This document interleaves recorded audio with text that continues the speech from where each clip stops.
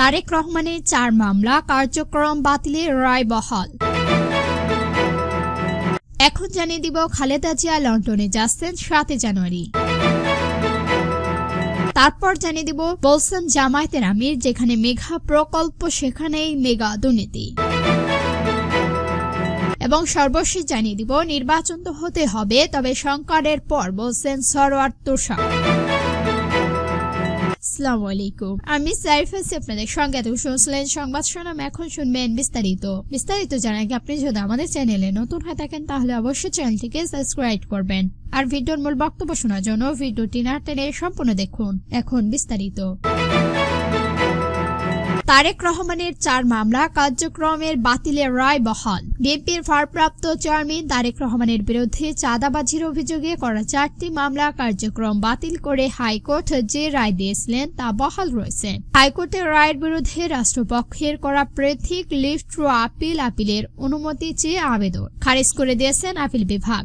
Appeal বিভাগের জ্যেষ্ঠ বিচারপতি মোহাম্মদ আশরাকুল ইসলামের নেতৃত্বাধীন 4 সদস্য আপিল বিভাগ রবিবার এই আদেশ দেন। চাঁদাবাজির অভিযোগে তারেক রহমানের বিরুদ্ধে রাজধানীর পৃথক 2টি থানায় করা 4টি মামলা কার্যক্রম বাতিল ঘোষণা করে গত 23 অক্টোবর হাইকোর্টে রায় দেয়। 2007 সালে গুলশান থানার 3টি এবং ধানমন্ডি থানার 1টি মহা মামলা সহ 4 মামলার কার্যক্রম বাতিল চেয়ে তারেক রহমানের করা পৃথক আবেদনের উপর চূড়ান্ত শুনানি শেষে এই রায় দেওয়া হয়। হাইকোর্টে ওই রায়ের বিরুদ্ধে রাষ্ট্রপক্ষে গত ডিসেম্বর প্রার্থিক লিভ টু আপিল করে প্রার্থিক লিভ টু আপিল গত 9 ডিসেম্বর আপিল বিভাগের চেয়ারম্যান আদালতে ওঠে। সেদিন আদালত লিভ টু আপিল বিভাগের নিয়মিত বেঞ্চ শুনানির জন্য নির্ধারণ করে। এই ধারাবাহিকতায় শুনানি শুরু হয়। আদালত রাষ্ট্রপক্ষে শুনানি করেন অতিরিক্ত অ্যাটর্নি জেনারেল অনিক আর হক। তারেক রহমানের পক্ষে শুনানি করেন জ্যেষ্ঠ আইনজীবী AK মাহমুদ উদ্দিন খোকন। তারেক রহমানের পক্ষে জ্যেষ্ঠ আইনজীবী জয়নুল আবেদিন M বদুল উজ্জত ও মোহাম্মদ রফিক কুদ্দুস এবং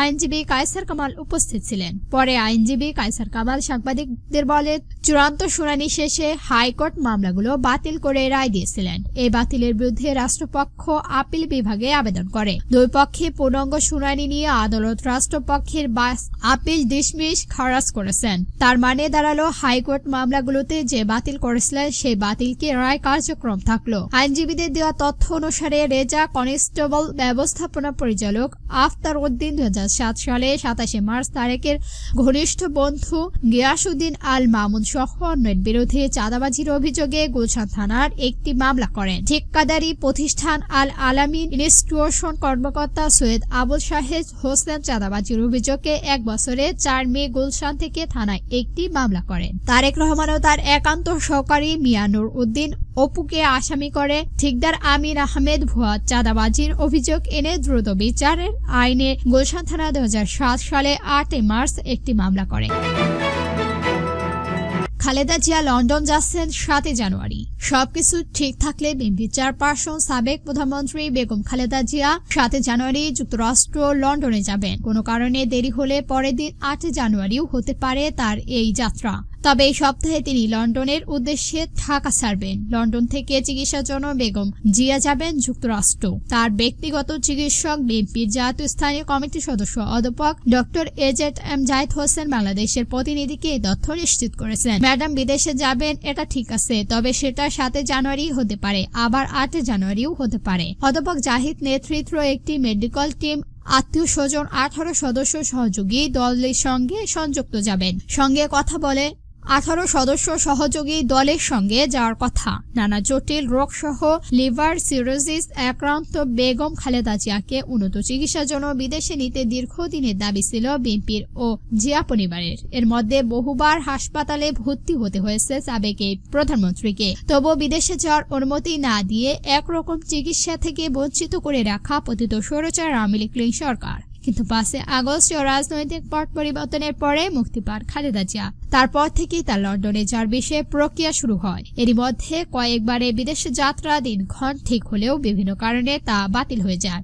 অবশেষে 7 জানুয়ারি খালেদা জিয়া লন্ডনে যাওয়ার ব্যাপারে প্রাথমিক সিদ্ধান্ত নেওয়া হয় বলে সূত্রে জানা গেছে। এতে বলা হয় খালেদা জিয়ার সঙ্গে 7 জন চিকিৎসক সহ 18 সদস্য একটি প্রতিনিধি দল যাবে, যার মধ্যে রয়েছে খালেদা জিয়ার প্রাক্তন ছোট ছেলে আরাফাত রহমান, খোকনের স্ত্রী সৈয়দা শারমিন রহমান। জানা গেছে বেগম খালেদা জিয়াকে 7 জানুয়ারি ফেব্রুয়ারি রাত 10টা কিংবা তার পরে একটি বিশেষায়িত অ্যাম্বুলেন্স উড়োজাহাজ করে লন্ডনে নিয়ে যাওয়ার সব প্রস্তুতি সম্পাদন করছে চিকিৎসকরা। লন্ডন থেকে 2017 সালে 18 অক্টোবর দেশে ফিরে 29 অক্টোবর কক্সবাজার রোহিঙ্গা জনসংগোষ্ঠীদের দেখতে যাবেন খালেদা জিয়া। জামায়াতের আমির বলেছেন, যেখানে মেগা প্রকল্প সেখানে মেগা দুর্নীতি, যেখানে মেগা প্রকল্প সেখানে মেগা দুর্নীতি, যেখানে মেগা প্রকল্পর কথা হয়েছে সেখানে মেগা দুর্নীতি হয়েছে। স্বাধীনতার পর 2024 সালে 5 আগস্টের পর্যন্ত যারা এই দেশের মুক্তিযুদ্ধ এবং স্বাধীনতাকে নিজের বাপদাদার তালুকদার মনে করতেন তারা চেতনার কথা বলতেন। চেতনার কথা বলে বলে এই জাতিকে তারা লুণ্ঠ করেছেন, গণহত্যা চালিয়েছেন, তাদের সন্তানেরা আকাম কোকাম করে ধ্বংসের সংঘর্ষ পালন করেছেন, দেশের সম্পদ লুট করে তারা বিদেশে পাচার করেছেন। শুধু তাদের এই গত 15.5 বছর যা হিসাব বেরিয়ে এসেছে 26 লাখ কোটি টাকা, যা বাংলাদেশের বার্ষিক বাজেটের প্রায় 5 গুণ। কুষ্টিয়া সরকারি কলেজ মাঠে জামায়াতের ইসলামী কর্মী সম্মেলন প্রতিনিধি অতিথির বক্তব্যে জামায়াতের ইসলামিক আমির ডক্টর শফিকুল রহমান এসব কথা বলেন। সভাপতি করেন কুষ্টিয়া জেলা জামায়াতের আমির অধ্যাপক আবুল হাশেম। জামায়াতের আমির বলেন, তৎকালীন প্রধানমন্ত্রী পিলং এংটক ছিলেন 450 কোটি টাকা। পিওনি যদি এত টাকা হলো মালিককে কত টাকা? হ্যাঁ, মালিকের টাকাও বের হয়ে আসতেছে। রূপপুরে মালিকানা কেন্দ্র থেকে মালিকানা পরিবারে শুধু একটা প্রকল্প থেকে 57,000 কোটি টাকা চুরি করেছেন। এভাবে যেখানে মেঘা উন্নত সেখানেই বলা হয়েছে মেঘা দুর্নীতি, ডাকাতি করা হয়েছে। এটাই পদ্মা ব্রিজ তৈরি করতে যে পরিমাণ টাকা খরচ হয়েছে তা দিয়ে কমপক্ষে 4টা পদ্মা ব্রিজ তৈরি করা যেত। দেশের টাকা দিয়ে যারা বিদেশের মেঘাপাড়া গঠন করেছে তারা এই টাকা চুরি করেছে। তিনি বলেন, রক্তের আমানত রক্ষা করতে হবে, সম্মান দেখতে হবে। তাই আমাদের সন্তানদের স্লোগান ছিল মাত্র একটাই, উই ওয়ান্ট জাস্ট। আমরা সব ক্ষেত্রেই ন্যায় বিচার চাই, আমরা বৈষম্য চাই না। আমরা আমাদের গর্বের সন্তানদের কথা দিচ্ছি, তোমরা যেন জীবন দিয়ে জাতিকে আরেকটা স্বাধীনতা এনে দিয়েছো।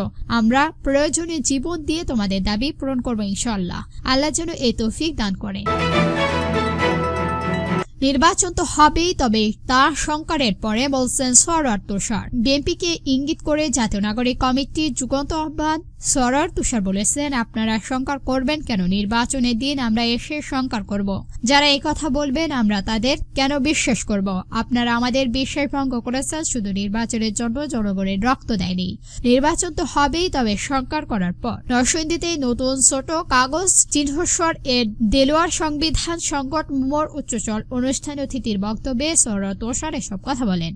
কাল শনিবার বিকাল 4টা নরসিংদী সরকারি কলেজ মিলিয়াতের এই অনুষ্ঠানে আয়োজন করা হয়। জুলাই গণ অভ্যুত্থানে শহীদ 4 জনের পরিবারের সদস্য আন্দোলনে স্থানীয় সমন্বয়ক দেয়ালে প্রার্থিক আঁকা শিক্ষার্থীদের শতাধিক তরুণ যুবক অনুষ্ঠানে অংশ নেন। ছাত্র জনতা আন্দোলনে নরসিংদী শহরের দেয়ালে দেয়ালে আঁকা গ্রাফিগুলো বাছাইয়ের পর দেয়ালে সংবিধান নামে সংগঠিত প্রকাশিত হয়েছে। মোড় উচ্চালিত করে সরওয়ার তুষার বাংলাদেশের ছাত্র ফেডারেশন সভাপতি মিতু সরকার ও 4 শহীদ পরিবার সদস্য। পত্রিকাটি 4 সদস্য হলেন বালক রাসেল, মিমেন আফন, রুন রজিব ও মাইমুন রহমান খান। দর্শক, আজকের বাংলা সংবাদ ছিল পর্যন্ত। ভিডিওটি ভালো লাগলে অবশ্যই একটি লাইক দিবেন আর এই নতুন নতুন নিউজ পেতে আমাদের চ্যানেলটিকে সাবস্ক্রাইব করে আমাদের সঙ্গে থাকবেন। ভিডিওটি সম্পূর্ণ দেখার জন্য ধন্যবাদ।